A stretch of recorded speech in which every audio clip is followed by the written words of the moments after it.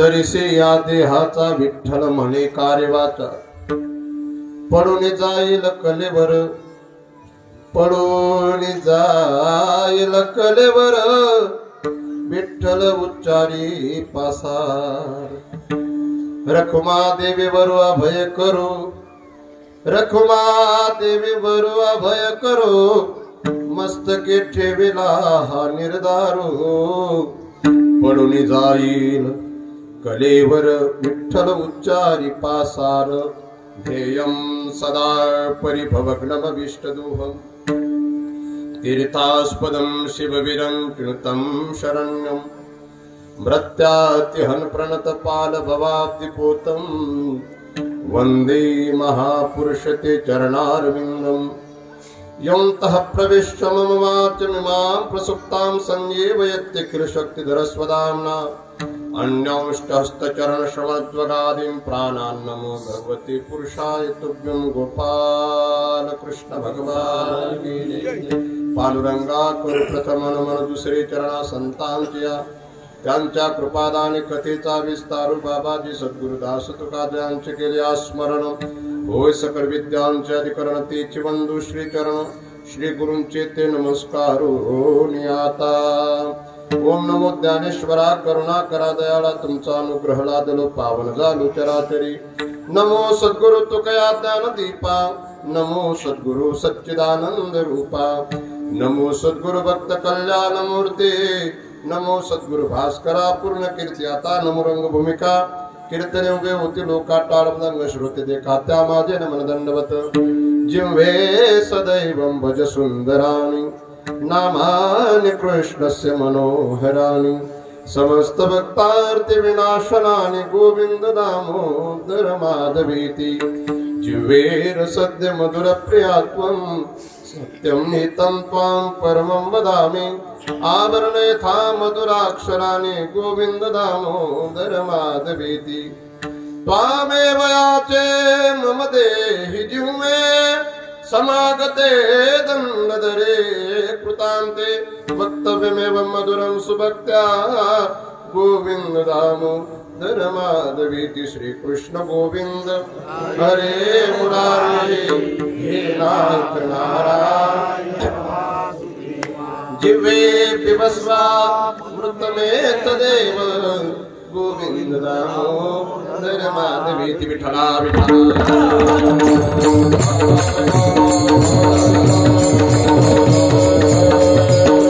ब्रह्मधरिसी या देहाचा विठ्ठल म्हणे कार्यवाचा पडून जाईल कलेवर विठ्ठल उच्चारी पासार अखिल कोटी ब्रह्मांड नायक अखिल गुण निदान कृपा करुणा वरुणालय भक्तवांच्या कल्पतरू भगवान श्री कृष्ण परमात्मा पांडुरंग परमात्मा उमा महेश्वर यांच्या चरणी सेवा समर्पित करण्याकरता सकल संतांच्या चरणी गुरुदेवांच्या चरणी सर्व भाविक सज्जन माता भगिनी सर्वांच्या समोर माझे गुरुजन भजनी मंडळ महाराज मंडळी सर्वांच्या समवेत कीर्तनासाठी जो अभंग म्हणून दाखवला अभंग ज्ञानियांचे राजे साधकांचे मायबाप विश्वमौली ज्ञानोबराय यांचा 3 चरणाचा आहे। या अभंगाच्या द्वारा ज्ञानोबराय जीवन जगत असताना सार काय आणि असार काय हा संदर्भ देत आहेत। विठ्ठला विठ्ठला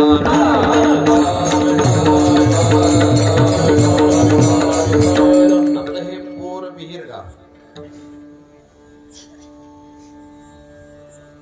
थोडं स्वरेंद्राचा बरं का पंडित सर नावाने नाही मुलगा जर पंडित असेल तर ती बापाची पुण्य आहे। कोणाची वा वा वा येतं झालं वा वा हे स्वरेत का वा वा मुलगा पंडित असेल तर बापाची पुण्यायिका आणि मुलगा चरित्रवान असेल तर आईची पुण्यायिका हे जनार्दन बुवा नाही सुभाषित आहे। उन्माद मातृदोषेन पितृदोषेन मूर्खता कार्पण्य वंश दोषेन कर्मदोषात दरिद्रता हा जे चार भूमिका आहेत। उन्मत्त मुलगा असेल तर आईचा दोष आहे मूर्ख मुलगा असेल तर बापाचा दोष आहे कंजूस मुलगा असेल तर वंशाचा दोष आहे आणि दरिद्री मुलगा असेल तर त्याचा स्वतःच्या भाग्याचा दोष आहे। पण मुलगा जर पंडित असेल पितृपुण्येन पंडित आणि मुलगा चरित्रवान असेल तर मातृ पुण्येन सुशीला म्हणून चरित्र या तीनही लेकरांमध्ये विनम्रता, या तीनही लेकरांमध्ये शब्दांमध्ये असलेले गोडी, हे जे दिसतंय या गोडीच्या मागे, या विनम्रतेच्या मागे कुठेतरी विहार पाटील सर आणि कुठेतरी सुमन अक्का. नावच सुंदर आहे, सुमन. सुमन या शब्दाचा अर्थच तोय. सुमन म्हणजे फूल, पण चांगलं फूल, आणि सुमन म्हणजे चांगलं मन. विठाला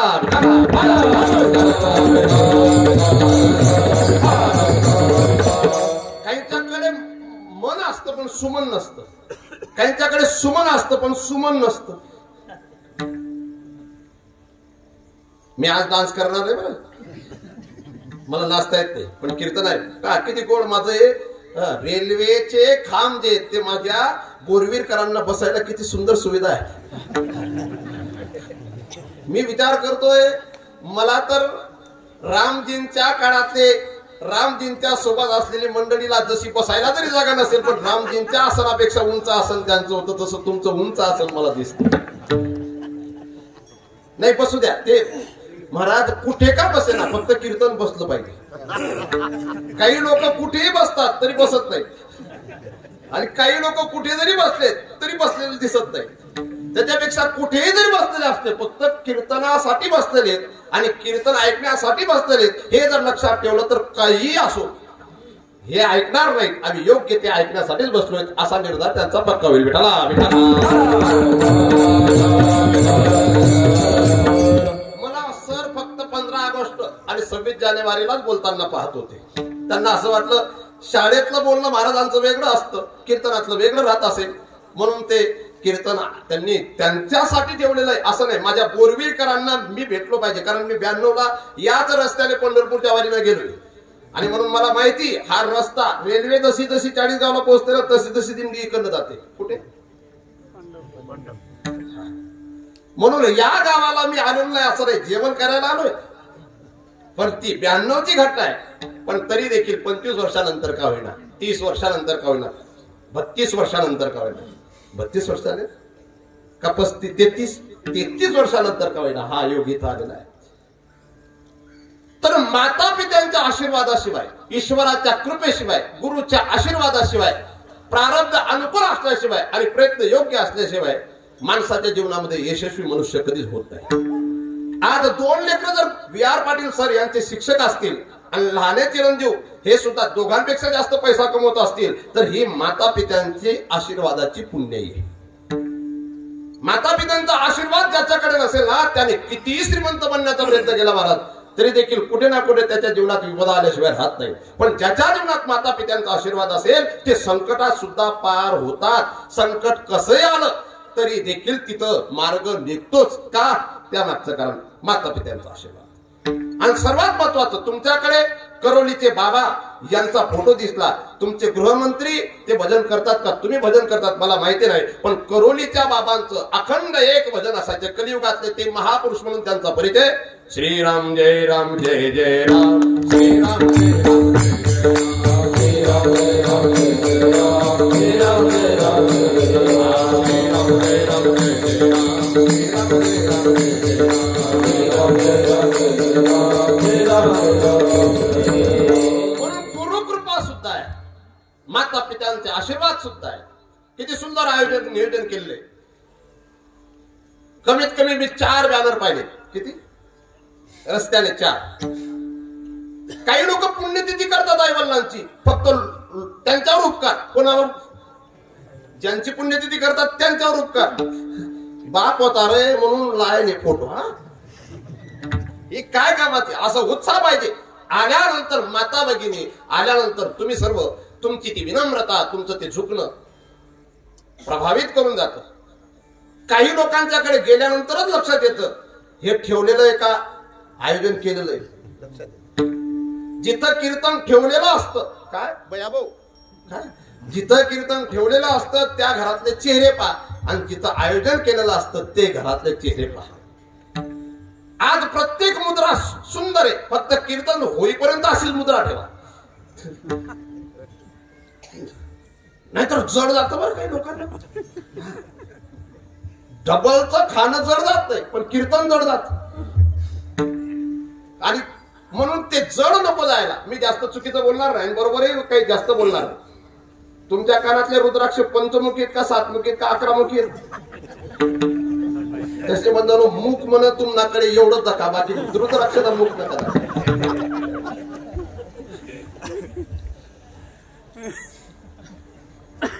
वडील काही लोक आई वडिलांचा आदर करत नाही महाराज, आणि नुसतं मोठेपण जगापुढे व्यक्त करतात. ज्यांना आई वडिलांचा आदर करता येत असेल त्यांच्या जीवनामध्ये ते मोठे कधी बनतील का?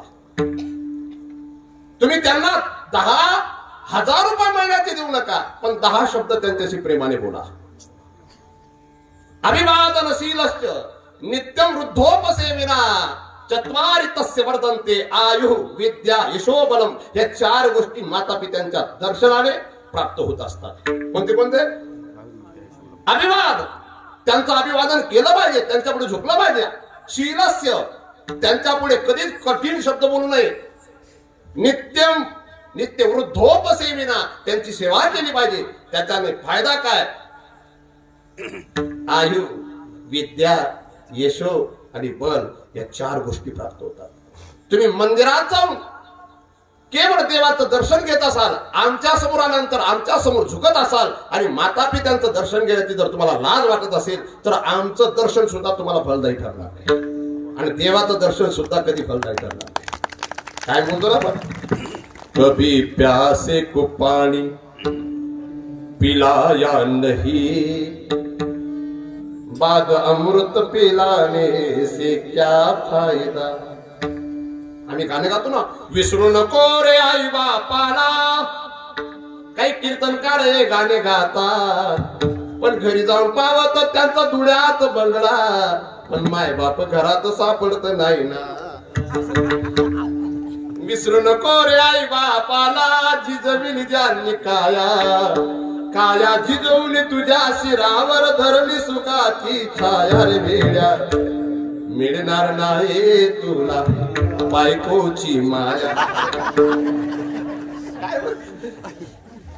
तुला मिळेल बंगला माडी, खेती बाडी मोटार गाडी, आई बाप मिळणार नाही ही जाण राहू दे थोडी. म्हातारपणी आई बापाला लावशील भीक मागाया, मिळणार नाही तुला. म्हणून मी कधीच विरोध करणार नाही, माडकरी हो असंही मी बोलणार नाही, पण माय बापाची पूजा, माय बापाचा आशीर्वाद ज्याच्या जीवनात त्याला प्राप्त करायचंय त्या माणसाने माय बापाच्या आदरात आणि माय बापाच्या आज्ञेत राहावं. काही लोक माय बापाचा आदर गमावून बसतात. का गमावून बसतात? त्या मागचं कारण ते आज्ञेत राहत नाही. विठ्ठला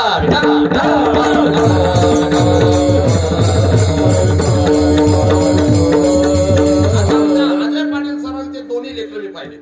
एक कुणाले आणि दुसरा ओम प्रकाश. आमचे महेश पाटील सरांचे सुद्धा दोन्ही पाहिलेत, आणि तिसरे परागांचे सुद्धा पाहिलेत. ते पराग सरांचं एक लहान आहे ना, ते तर लय गोंडस आहे. कुठे ते कुठं ते फिरतच राहील. कुठे ते? हा इकडे पा. एवढा लांब नको बसू, तुझ्यासाठी कीर्तन आहे. इकडे पुढे. घरचे मुलं मागे जर राहिलेत ना मग पुढे कधी येतील? हा तिथंच बस. त्याला वाईट वाटत होतं, खपत नव्हतं ते तिथं बसलं. तो मनातल्या मनात राग करत होता, हे जनार्दन महाराज आपल्या जवळ आले ना, आपल्याला घेऊन गेले नाही. हा माता पित्यांचा आशीर्वाद प्राप्त केला पाहिजे. म्हणून जिथं ईश्वराची कृपा, जिथं माणूस निर्धाराने जीवन जगतो, जिथं माता पितांचा असीम आशीर्वाद असेल तिथं मनुष्य निर्धाराने जीवन जगतो. प्रारब्ध आणि प्रयत्न या 2 गोष्टी नंतर काय, पण या तिघांशिवाय या 2 सफल होत नाही आणि साध्य होत नाही.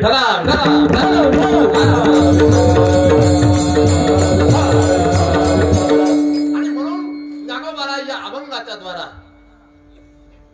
पांडुरंग परमात्म्याचा माझ्यावर अभय कर, आणि म्हणून मी निर्धाराने अगदी विश्वासाने जीवन जगतोय. शेवटचे चरण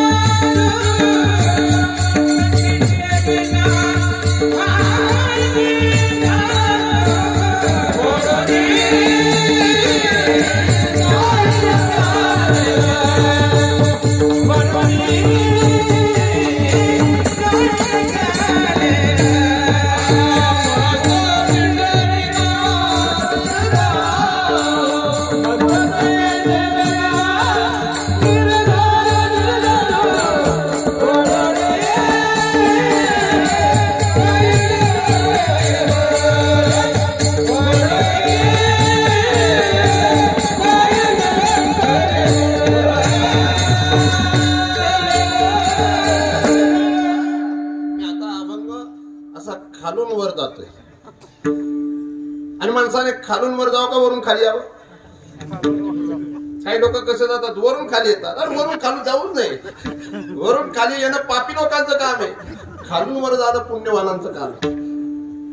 अभंग जसा असेल तसा बरोबर. नाहीतर तुम्ही म्हणाल मी मंडूकृती वापरतोय. अभंगाच्या एक सोडवण्याच्या पद्धतीत मंडूकृती, अजून दुसरा प्रकार आहे आद्याहार, अपकर्षण, अनुवर्तन, असे 4 प्रकार आहेत.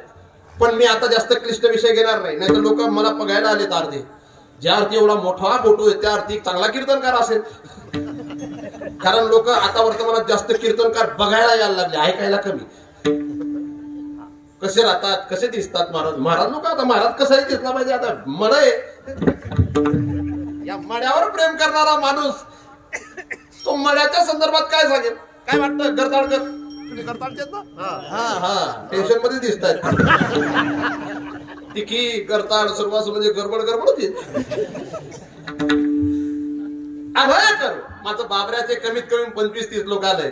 मी माझ्या सरांच्या गावाकडून त्यांच्या टाळी वाजून स्वागत करायला लावणार आहे. तसेच आमची सर्व मंडळी तिखीचे तर कायम विचारते आमचेच आहेत. नाव कस काय तिखी?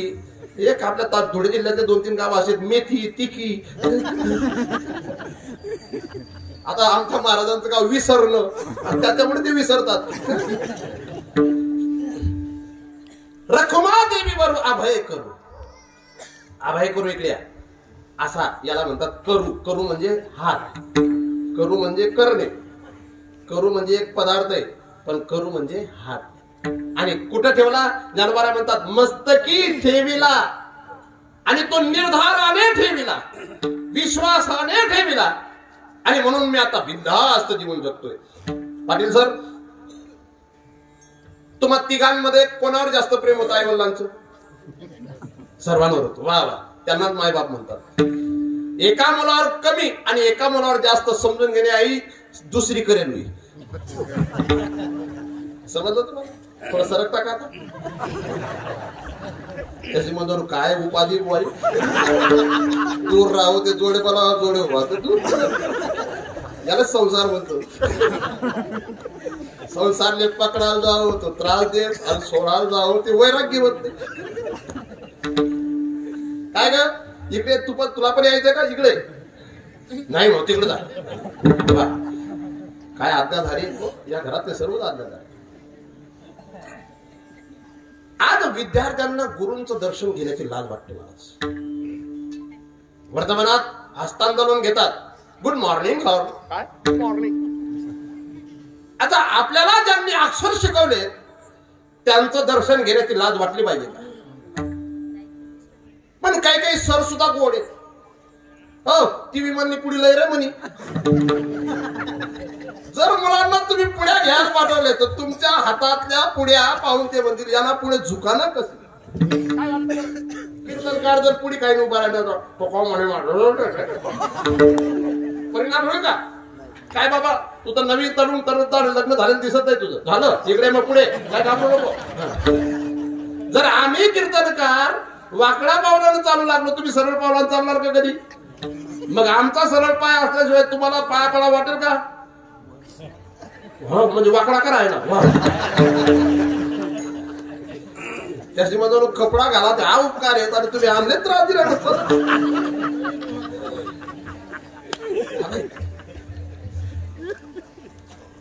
हात ठेवणं वेगळं आहे आणि हृदयापासून आशीर्वाद देणं वेगळं आहे. हृदयापासून आशीर्वाद त्या दिवशी भेटतो ज्या दिवशी तुम्ही खरेच विनम्रतेने त्यांच्याकडे झुकाल. मी कायम शब्द बोलत असतो, जो नम्र होतो ना त्याला जगत पिता सुद्धा आकडता येतो. नम्र झाला भूता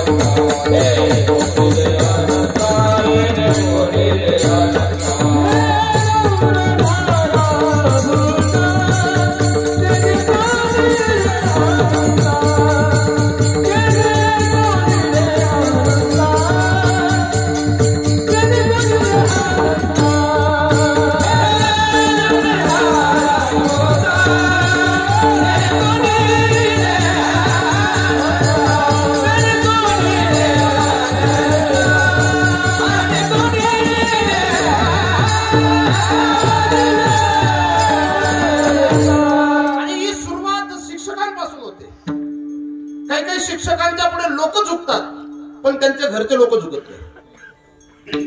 मला सरांच्या धर्मपत्नींना पाहून आनंद वाटला. त्या सुद्धा नम्र दिसतात. कुणालमध्ये सुद्धा नम्रता दिसते, ओम प्रकाश मध्ये सुद्धा नम्रता दिसते. आणि मी आधी येऊन फराळ करून गेलोय आणि तुमच्याच गावाचं कीर्तन होतं ते पावसाने सुरुवात केली आणि तुम्ही रस्त्यात सांगितलं की महाराज असं असं म्हटलं सरांच्याकडे फराळ करू. तर त्या दिवशी मी तुमच्या घरच्या लोकांचा अनुभव घेतलेला आहे, शब्दांचा अनुभव घेतलाय, विनम्रतेचा अनुभव घेतलेला आहे. काही लोकांच्याकडे आम्ही डायरेक्ट कधीच जेवण करत नाही. त्यामागचं कारण आहे त्याला खाऊ घालण्याची इच्छा आहे का नाही.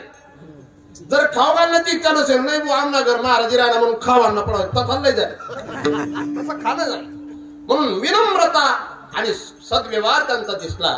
आणि म्हणून गुरुजीच्या समोर झुकणारा हा विद्यार्थी गुरुजीचा घरातला डाटा सुद्धा घेत असतो.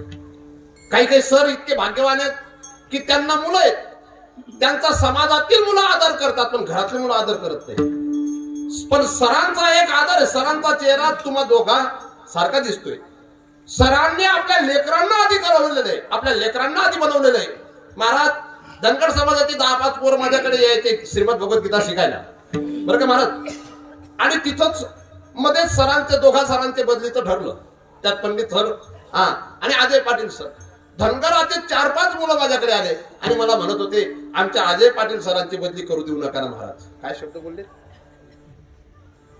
म्हणजे सरांचे ते नातेवाईक नाहीयेत, सरांचे ते गावचे नाहीयेत, सरांचे ते आमदारांच्या जवळचे सुद्धा नव्हते. पण सरांनी हे त्यांची जी छबी त्यांच्या हृदयात निर्माण केली, ही छबी निर्माण करण्याच्या मागे कुठेतरी त्यांचं सुद्धा वैयक्तिक चरित्र असेल. पण त्या चरित्राच्या मागे हे चरित्र सुंदर असेल म्हणून हे चरित्र सुंदर बनते. काही लोकांच्याकडे स्वतःकडे काय चरित्र नसतं त्या मागचं कारण आहे. जोडगा जोडगेचे पोटी मुले जन्मले करंटी, मुले जन्मले करंटी, मुले जन्मले करंटी, मुले जन्मले करंटी, मुले जन्मले करंटी, मुले जन्मले करंटी. माता पित्यांचा आशीर्वाद असावा पण आशीर्वाद देण्याची त्यांच्याकडे पण योग्यता पाहिजे. आपण कायम ते प्रमाण ऐकतो शुद्ध विधा पोटी फळे रसाळ कोमटी. म्हणून माता पित्यांच्या आशीर्वादाची दिव्यता. माता पित्यांचा आशीर्वाद असेल ना तर जगत पित्याला सुद्धा स्वतःहून आशीर्वाद द्यावाच लागेल. पुंडली के काय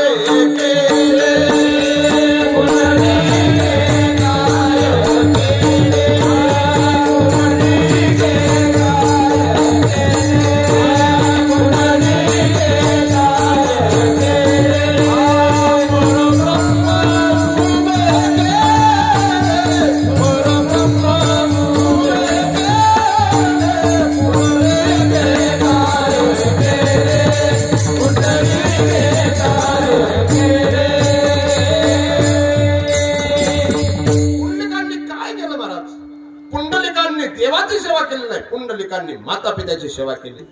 सर आता आपल्याला पुढच्या वर्षी तपपूर्ती सोहळा करायचा आहे. या वर्षी मी नारळ घेईन, पुढच्या वर्षी घे. कीर्तन नाही घेणार मी, तुम्हाला एखादं चांगल्या कीर्तन करायची तारीख देईन. माता पित्यांची सेवा करणं हे विशेष आहे. आज वर्तमानात उच्च शिक्षित लोक व्हायला लागलेत. आज लोक लॅपटॉप कॉम्प्युटर अगदी सहज हाताळायला लागलेत. नवे नवे विमानाच्या द्वारा दिल्ली विमानाच्या द्वारा US विमानाच्या द्वारा युरोप खंडातील अनेक देशांमध्ये जाऊ लागलेत. पण माता पित्यांपासून दूर जात आहेत. आणि माता पित्यांपासून दूर जातात याचा परिणाम असा होतोय की त्यांच्या जीवनामध्ये पैसा उपलब्ध आहे, त्यांच्या जीवनामध्ये बंगला मोठा आहे, पण त्यांच्या जीवनामध्ये शांतीचा अभाव आहे. त्या शांतीच्या अभावाचं कारण फक्त माता पित्यांच्या आशीर्वादाची उणीव.